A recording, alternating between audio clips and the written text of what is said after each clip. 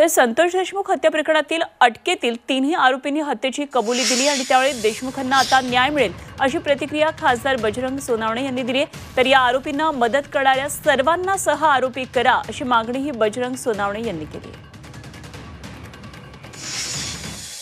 आहे की तिघांनी कबुली दिली असं तुमच्या माध्यमातूनच मला कळतं की ते तिघांनी जवाब दिलेला आहे की आम्ही मारले आणि यांच्या सांगण्यावरून मारले।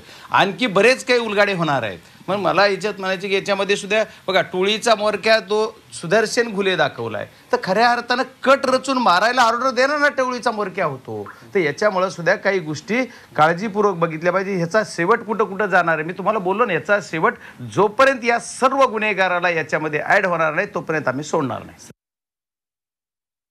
देर है लेकिन अंधेर नाही म्हणल्यासारखं यांची कबुली यांनी दिलेली आहे, कबुली जवाब आहे।